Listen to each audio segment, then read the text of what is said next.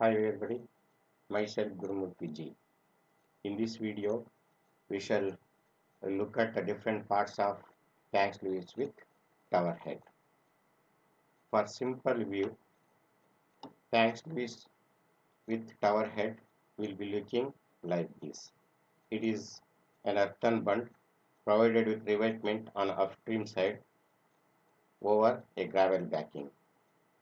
Please follow the cursor, then you can understand easily. It is the downstream side and this is downstream channel. The tank sluice with tower head will be consisting of majorly four parts. The first one is a leading chamber, second one is a tower head, third one is a rear cistern, and the fourth one is barrel. Barrel you cannot see here, but because it is completely constructed inside the earthen bund. For simple view, major portion of the tank sluice tower head cannot be seen because major portion of this will be inside the earthen bund. If I come to the leading chamber, it consists two splayed wing walls and a head wall. The wing walls are splayed for providing the bell mouth entry so that the water can easily enter here. And these two wing walls will also avoid the falling of the revetment into this position, and the head wall will also avoid the falling of the revetment and the earth into this position. If I come to the tower head will be well-shaped structure. It is covered by a covered plate and it is having a rod and handle. You can see now handle. By using this handle, by rotating, we can control the flow of water in the sluice according to our requirement. It is the rear system, as I told you. The purpose of providing the rear system is to reduce the velocity of the water flowing in the barrel. For better understanding, so I will remove the earthen bund and also the revetment and backing. Now see how much we can see the parts of the tank sluice. Before removing the earthen bund, we can see only this much. You see here, only this portion of the tower head, this portion of the leading chamber, and this portion of the cistern will be seen. After removing, follow it. See, as I told you, how much portion of this tank sluice will be inside the earthen bund. Here, as I told you, it is the barrel. So now you can see the barrel very clearly. The barrel consists two barrel wall and an RCC slab. By combining two barrels walls and an RCC slab along with the foundation, it forms a vent. Through that vent, the water can pass, water can flow. Suppose if I remove the slab now, you see here, you can see the two barrel walls parallel to each other. Better you can see here.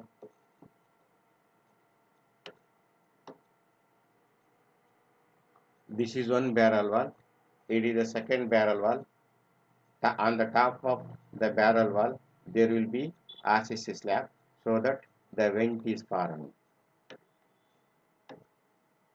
The water enters through the bell mouth and it will enter into the tower head where it is regulated according to our need.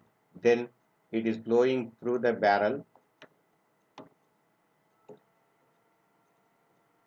See, it is flowing here like this and it will enter into the cistern.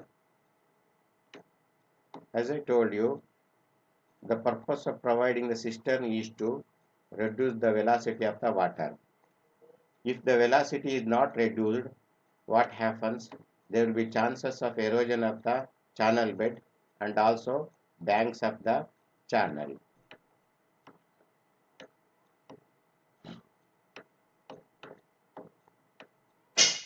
Now it is the tower. It is provided by a cover plate, and these are the tower walls. These are nothing but tower walls. Totally it is in well shape in structure. If I remove the plate, cover plate, so you can see like this, and you see how we can control the water, how we can control the water in the sluice. This is a rod and a handle. They are attached to each other. By raising this one, there will be an aperture. That aperture will be opened. Now you can see here.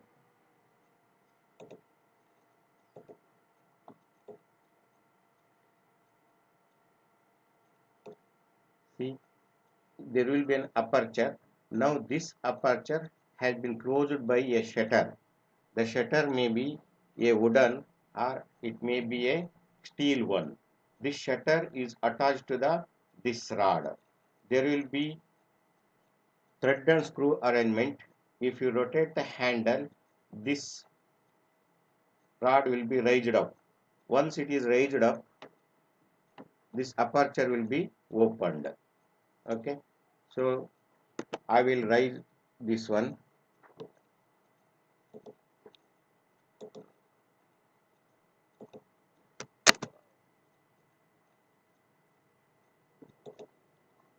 See, I have raised it like this. Now you can see the aperture will be opened. Aperture in a sense, it is a hole. Usually the shape of the hole is rectangular in nature. See here. So now this hole has been opened, a rectangular hole. Then water will enter into the tower head. Then it flows through the barrel. I will remove this cover plate and also the wall of the tower head. It is also bottom portion of the tower head wall. Now you can see this is opened here. It is a shutter. If I bring down this one, so the shutter will close the aperture. Shutter will close the aperture.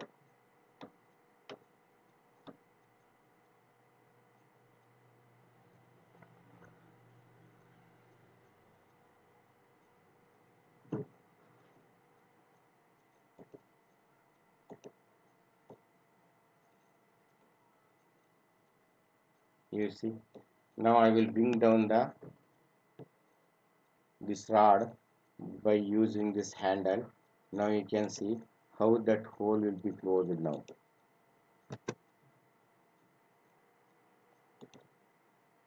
See, it is closing the hole or aperture. Now it is completely closed. Water cannot flow through that hole. And again, one more thing is there. You may be getting confusion here because see here, even though this aperture is closed, here is a gap. Gap is here now. At this condition, the gap is here. You may be thinking that the water may be flowing here and it may enter into the barrel, but that cannot happen because this gap will be completely filled by the tower head wall. So you can see now how that gap will be closed by the tower head wall. Just see, Now see, the gap has been completely closed. The water has to enter into the tower head only through this aperture or this rectangular hole. Once it is closed, that water cannot enter. Okay, I will remove it again. It is the bottom portion of the tower head, so it is also called tower head wall, bottom wall. And again you see, thickness of the top portion will be lesser than the thickness of the bottom portion because it has to take more earth pressure at the bottom. So thickness of the tower head wall of bottom portion is usually more. Now you can see these plates. These plates are called guide plates. The purpose of providing the guide plates are to align the rod in vertical direction when the rod is moved down and it is moved up, because the rod may be having nearly 4 to 5 meter. It needs a proper guiding.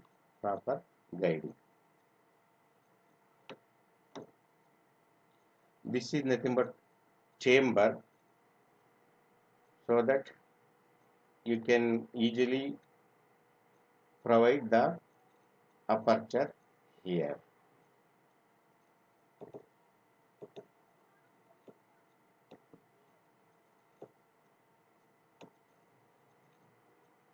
Now what I will do is, I will remove this also.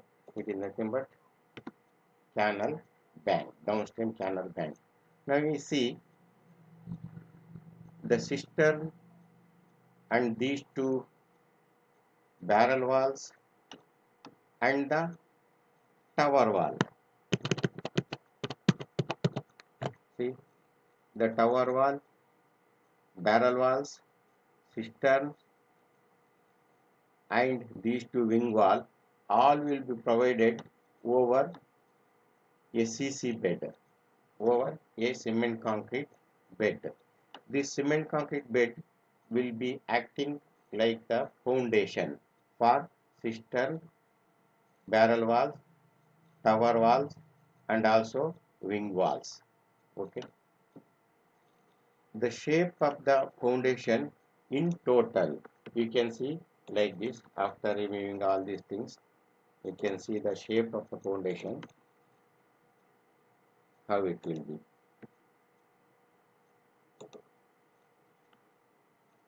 Okay, you see, I will remove this also. Okay. Okay, it is the shape of the foundation.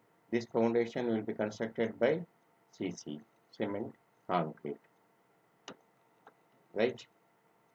In our tank Sluice, the thickness of the foundation is uniform. In a sense, thickness of the CC bed is uniform. You see here, the thickness is same throughout its length. But if you think, see, you see here, this barrel wall, these barrel walls, tower walls, and cisterns and the wing walls will be on the foundation. But the tower wall will be having somewhat higher depth, in a sense it will be a greater structure compared to the barrel walls, cisterns and the wing walls. So as usual, it will be having the more weight compared to the other structures. So strictly speaking, since it is the larger structure or greater structure, the foundation just below the tower should have the more thickness compared to this position. If that is the case, at this position, the thickness of the CC bed will be increased. In a sense, thickness of the CC bed just below the tower wall will be more than the thickness of the CC bed below the barrel wall, cisterns and wing walls. Okay.